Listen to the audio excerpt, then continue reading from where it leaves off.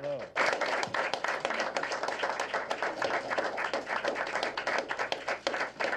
Thank you very much. It's always an honor to be here in this beautiful town of Gettysburg. It's such a historic town. First and foremost, I just want to thank everybody for the outpouring of prayers over the past weekend. We had a difficult weekend. Good Friday was a little bit of a passion for us, with a passion play for us with our daughter Bella, who is lives, getting unfortunately very sick. We ended up in the hospital all weekend, but I'm here to report to start out things that she is a fighter, and she is doing exceptionally well and is back with us and the family, and we are looking forward to spending a lot of great time with her. But it did cause us to think, and as the role that we have as parents, and in her life and with the rest of our family. And this was a time for prayer and thought over this past weekend, and just like it was, frankly, when we decided to get into this race. Karen and I and the kids sat at the kitchen table and talked about our hopes and fears and our concerns, and we were very concerned about our role as being the best parents we possibly could to our children, in making sure that they had a country that was, well, where the American dream was still possible. And I think that a lot of concerns that we had, that Karen and I had in particular for our family, was that with what was going on in Washington, D.C., and all of the problems that you've heard me talk about on the campaign trail, that American dream was slipping not just from the hands of average Americans, but for all Americans, that dream was slipping away, and that we had to, as good parents, to go out and do what we could to take on that responsibility for our children and for children across this country. And so we started out almost a year ago now in Somerset, Pennsylvania, and I told, well, my story, our story of our family, and my grandfather who came to this country and worked in the coal mines, and my father who served our country in World War II. And as you had throughout the course of this campaign, talked about my stories and stories of our families. But after a while, it became less about my stories and more about what kept us going were your stories, stories of people across America that we had the privilege of getting a chance to know and to interact with. You know, when you travel around, one such story was a guy named Chuck who had a pickup truck and joined our team and drove us around in his Dodge Ram pickup truck for months on end, and did so as a volunteer because he believed that we provided the best opportunity to turn this country around. And I met a lot of folks in Iowa that I'll never forget.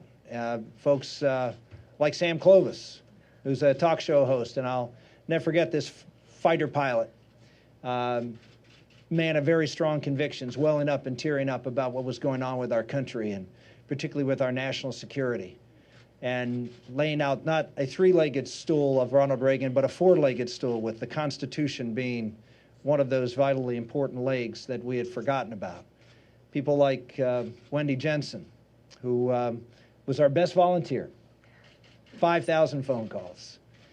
And just a few days before the primary, because she was someone who was dealing with a disability, dealing with an illness, she passed away shortly before the caucus. But was someone that I remembered her passion for the least of us, those who are on the margins of society, as many would have looked at her.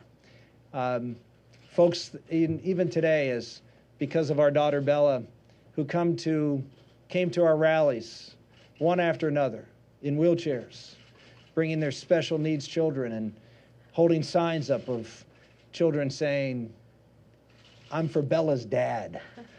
Just a beautiful idea of, again, not my story, but their stories, was what really fueled our campaign and gave us the energy.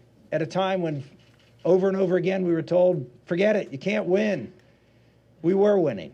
We were winning in a very different way, because we were touching hearts. We were raising issues that, well, frankly, a lot of people didn't want to have raised. Our best phone caller after Iowa was a young man who came to our first event in Oklahoma in a wheelchair named Nathaniel, who had spina bifida, and wanted someone who spoke about people, again, that are overlooked by society or don't seem to be as valuable as others in society. Folks like the Duggars, the Duggar family, who traveled around with us in their bus and gave their time and energy because, again, they believed in the basic importance of having strong families as part of a strong country, that we can't have a strong economy, as you've heard me say over and over again, without strong families and a strong moral fiber that makes us the moral enterprise that is America. Even fun things like the sweater vest. Amazing thing, that sweater vest.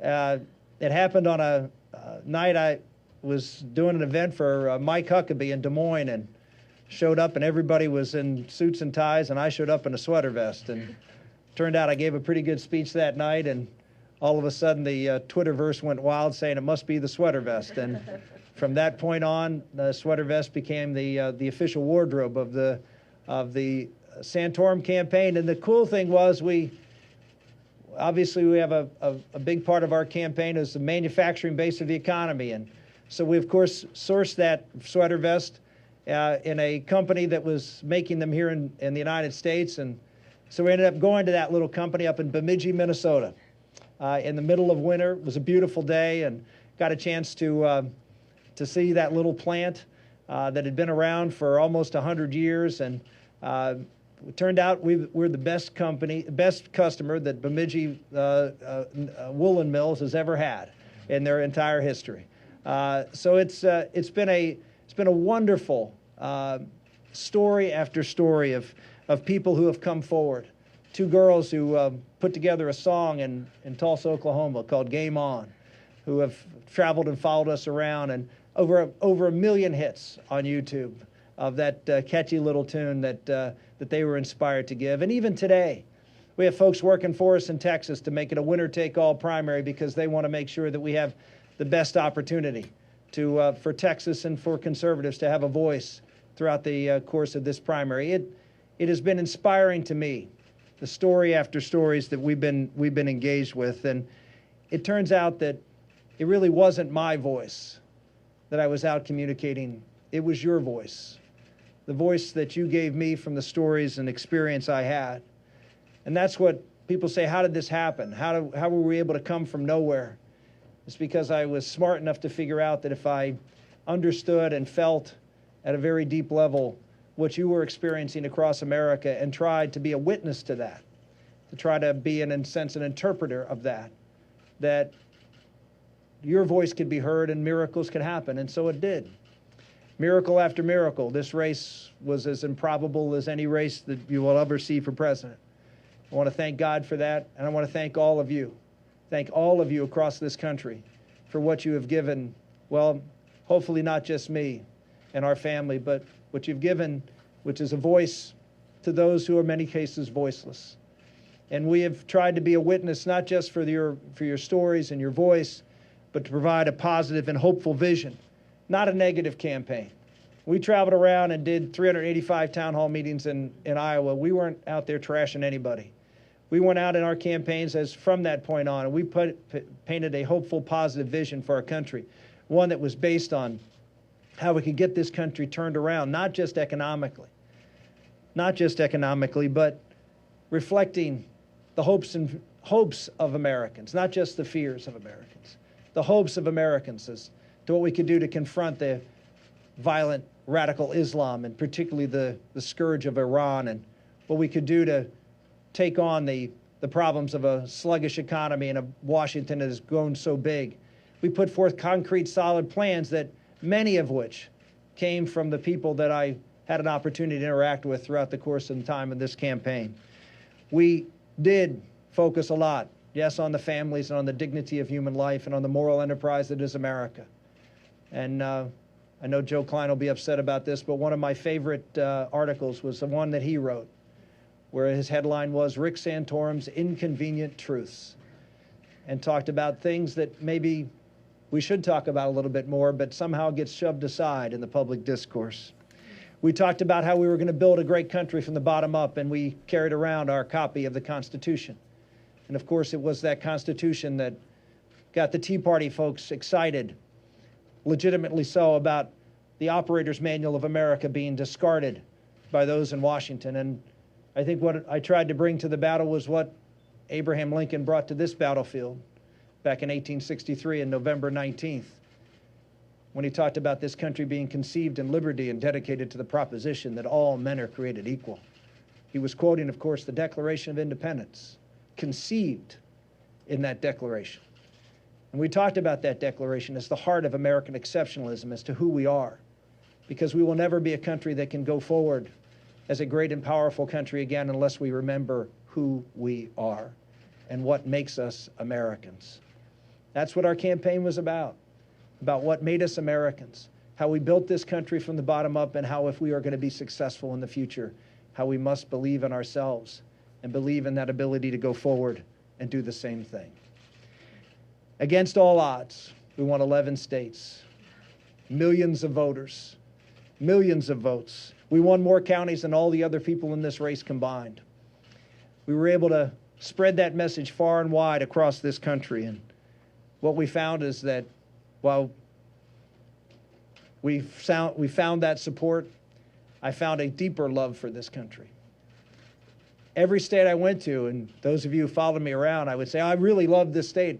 It was a love affair for me, going from state to state and seeing the differences, but seeing the wonderful, wonderful people of this country who care deeply about where this country is going in the future, care deeply about those who are out there paddling alone, who are feeling left behind and in some respects feeling hopeless, and want to do something.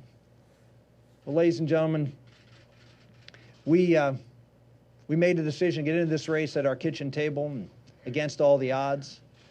And we made a decision over the weekend that while this presidential race for us is over for me, and we will suspend our campaign effective today, we are not done fighting. We are going to continue to fight for those voices. We're going to continue to fight for the Americans who stood up and gave us that air under our wings that allowed us to accomplish things that no political expert would have ever expected. There's a lot of greatness in this country. And we just need leaders who believe in that, who are willing to give voice to that, who are willing to raise us up instead of trying to provide for us and do for us what we can better do for ourselves. That's the message that came to me, and it's one that I feel very, very good about continuing to talk to Americans about. You know, I walked out after the Iowa caucus victory and said, game on.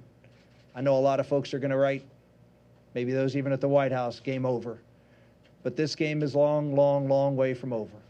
We are going to continue to go out there and fight to make sure that we defeat President Barack Obama, that we win the House back, and that we take the United States Senate, and we stand for the values that make us Americans, that make us the greatest country in the history of the world, that shining city on the hill, to be a beacon for everybody for freedom around the world. Thank you all very much. God bless you.